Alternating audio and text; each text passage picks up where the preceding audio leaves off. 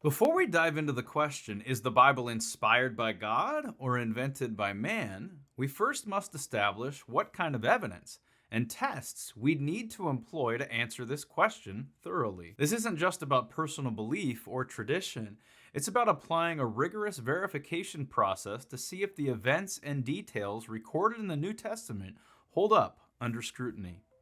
I'm Dr. Jack Mumford. Welcome back to Quiet Part Out Loud. Today's video is the beginning of a four-part series on showing how we know the Bible is the inspired Word of God, something Joe Rogan is misinformed on, and maybe a few of you watching out there as well. Are the events and details recorded in the New Testament historically reliable? To answer this, we need to set up some proofs and examine evidence to either support or undermine this question. We'll consider various criteria. How do we establish facts from the past using ancient documents, whether biblical or extra-biblical? What about archaeological evidence, forensics, eyewitness testimony, and the logical connections both internal and external to the New Testament? Furthermore, how do we determine the dating of these New Testament texts? They were written over decades, and some scholars even argue for centuries. So how do we know when these texts were actually written?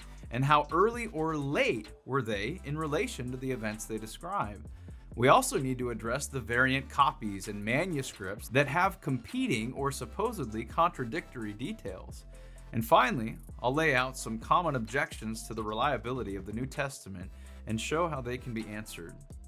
We'll touch on prophecy, internal verification, external corroboration, transmission methods, the impact and influence of the Bible, and experiential affirmations.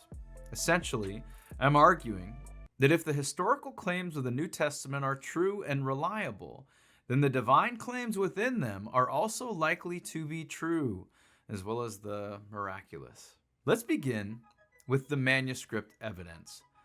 The New Testament holds a unique position in ancient literature due to the sheer volume of manuscripts we have available. There are over 5,800 complete or fragmented Greek manuscripts, 10,000 Latin manuscripts, and an additional 9,300 manuscripts in various other ancient languages.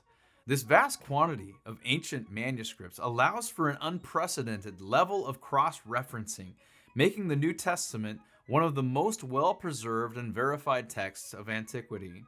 Critics like Bart Ehrman argue that the sheer number of textual variants among these manuscripts casts doubt on the reliability of the New Testament. However, even Ehrman admits that these variants don't affect essential Christian beliefs. Most of these differences are trivial, like spelling errors or word order, and they don't impact the core message. This consistency across thousands of manuscripts provides a solid foundation for trusting the reliability of the New Testament. Now let's explore the dating of these manuscripts. If we were to compare the New Testament to other works of ancient history, the New Testament would be considered the gold standard for recording events closely to when they were written down. Let's look at a few examples. Plato lived between 428 and 348 BC, but the earliest complete manuscript of his work dates to 895 AD, a gap of approximately 1,200 years. Homer composed the Iliad and Odyssey around 800 to 700 BC, but the earliest complete manuscripts we have are from the 10th century AD, which is about 1700 to 1800 years after the events described. Julius Caesar lived from 100 to 44 BC, yet the earliest surviving manuscripts of his works are from the 9th to 10th centuries AD, a gap of approximately 900 to 1,000 years. Compared to these ancient documents, the New Testament blows them all out of the water. If we reject the New Testament based on these criteria, we would also have to reject nearly all other works of ancient history. For the New Testament events, approximately 5 BC to 33 AD, we have an early fragment called the John Rylands Papyrus, or P52, dated to the first half of the 2nd century. That's 100 to 150 AD.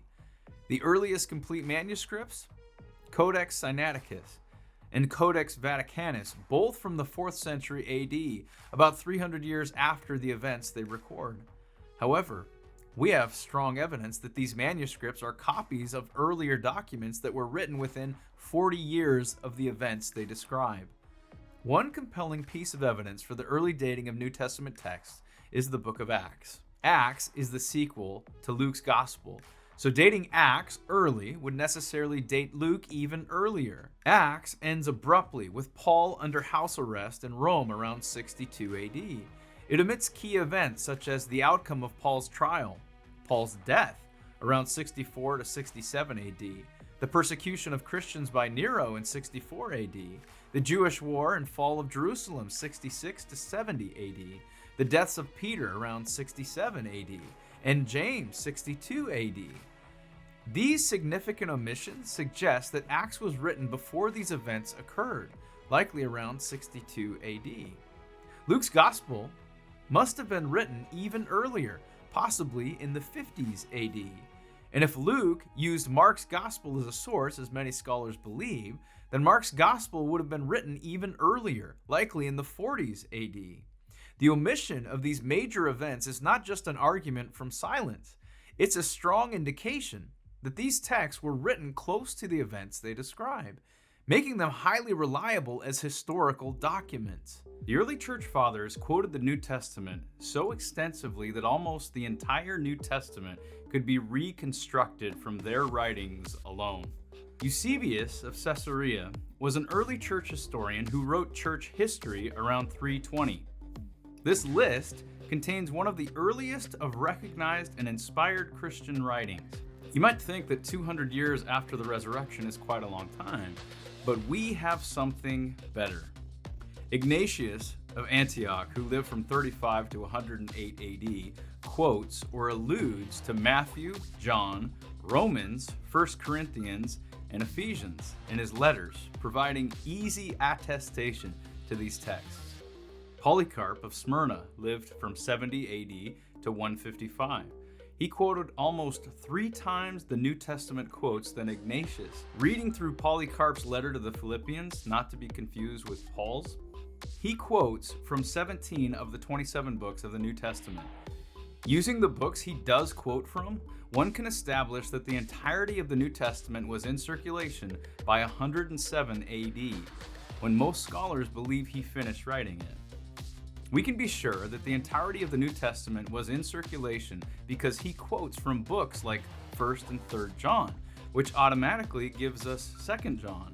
He doesn't quote from John's Gospel, but was a disciple of John, and it can be easily established that the writer of John's Gospel is the same writer of 1st, 2nd, and 3rd John, as well as Revelation. If we consider the syntax of the Greek sentence structure, the word choice in early church fathers, Ignatius, Clement, and Tertullian, among others, making statements as a matter of fact that John was the author. But what about the objections? Critics often point to the variant readings and supposed contradictions in the manuscripts. However, as we've already noted, these variants are mostly insignificant and don't alter the core message of the New Testament. Furthermore, the early dating of these texts, based on the evidence we've discussed, strengthens their credibility. One notable omission in the New Testament is the destruction of Jerusalem in 70 AD. This was a monumental event that fulfilled Jesus' prophecy in Matthew 24 and Luke 21. Yet no New Testament document records it. Why? Because the New Testament was likely completed before this event occurred. So why does all of this matter? Because if the historical claims of the New Testament are true and reliable, then the divine claims within them are much harder to dismiss. If the events described, such as the resurrection of Jesus, can be shown to be historically plausible, then we have a strong foundation for believing that these texts are more than just ancient literature. They are, as Christians claim, the inspired Word of God. In the next video, we'll delve deeper into these divine claims, take a look at external and internal verification, and the profound impact the Bible has had throughout history. We'll continue to build the case step by step as we explore whether the Bible is indeed inspired or merely invented. Thank you for joining me on this journey. If you found this video helpful, please like, share, and subscribe to stay updated on the next installment of this series. Thanks for watching Quiet Part Out Loud. The truth isn't always loud, but it can't be silenced. Stay informed, stay faithful, and keep speaking the quiet part out loud. Be on the lookout for the next episode in this series, and until then, God bless.